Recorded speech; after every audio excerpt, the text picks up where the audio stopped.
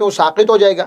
لیکن یہ ہے کہ سونا 7.5 تولہ ہے اس کے پاس جی، اور وہ زکوٰۃ دینے پر قدرت کاملہ رکھتی ہے، صحیح، تو زکوٰۃ دینا 7.5 تولہ سونے کی وجہ سے واجب ہو جائے گا. صحیح. ایک اور مسئلہ، جی، اب کسی کے پاس 7.5 تولہ سونا نہیں ہے، صحیح، 52.5 تولہ چاندی بھی نہیں ہے، اب کیا ہوگا؟ اب چونکہ یہ زکوٰۃ کی 5 جنسیں ہیں، جی، اب تھوڑا تھوڑا سارا مال جمع کیا جائے گا صحیح، اور اس کی قیمت کاؤنٹ کی جائے گی، معلوم کی جائے گی.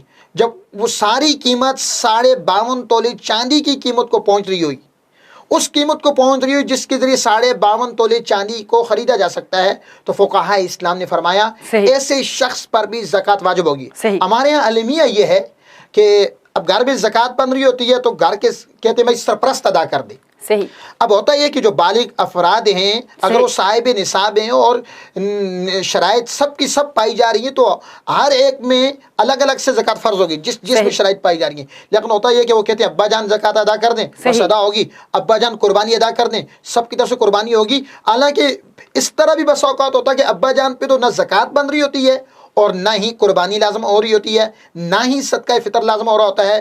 جو ان کی باہوا اس پہ لازم ہو رہا ہوتا ہے، زکوٰۃ فرض ہو رہی ہوتی ہے، اس کے زیورات وغیرہ اس مقدار کو پہنچ رہے ہوتے ہیں. جب بیٹیاں ہیں ان کے پاس اتنے زیورات ہوتے ہیں جو ضرورت سے زیادہ ہوں تو وہ بھی اس مقدار شرعی کو پہنچ رہے ہوتے ہیں، ان پر الگ سے زکوٰۃ بن رہی ہوتی ہے. لیکن وہ لوگ نہیں ادا کرتے، فقط جو گھر کا سرپرست ہے کہتے ہیں وہ ادا کر لے تو سب کی طرف سے ادا ہو جائے گا. تو یہ شرعاً غلط ہے، یہ مذموم ہے، ممنوع ہے اور مکروہ ہے. صحیح، صحیح. اور ایک اور بات کہ کیا کسی کے پاس سونے چاندی کے علاوہ جی جواہرات وغیرہ ہوں، جی، تو وہ اگر کروڑوں روپے کی مالیت کے ہوں تو ان پر زکوٰۃ واجب ہوگی یا نہیں؟ تو جواب یہ ہے کہ جواہرات وغیرہ کروڑوں روپے کے ہوں، اربوں روپے کے ہوں، ان پر زکوٰۃ واجب نہیں ہوگی. شرعی قاعدہ یہ ہے کہ زکوٰۃ 5 قسم کے اموال پر لازم ہوتی ہے.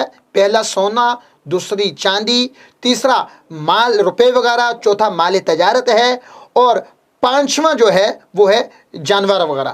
اور مال تجارت اس میں ایک بات کی وضاحت کر دوں، کسی آدمی نے پلاٹ خریدا ہے جی اور اس نے فقط بیچنے کی نیت سے خریدا، کوئی دوسری نیت شامل نہیں ہے، اس نیت سے خریدا کہ یہ 10 لاکھ کا ہے، 2 سال کے بعد یہ 30 لاکھ کا ہو جائے گا، تو اب اس پلاٹ پر بھی زکوٰۃ بنے گی، اس پلاٹ پر بھی. لیکن اس نے اس نیت کے ساتھ ایک اور نیت کو شامل کر لیا کہ بک گیا تو ٹھیک ہے، نہیں تو یہی پلاٹ جو ہے اس میں اپنا گھر بنا لوں گا. چونکہ اب 2 نیتیں جمع ہو گئی ہیں، مخلوط ہو چکی ہیں، اس صورت میں اس طرز کے پلاٹ پر زکوٰۃ نہیں بنے گی. صورت اول میں بنے گی اور صورت ثانی میں زکوٰۃ نہیں بنے گی. صحیح.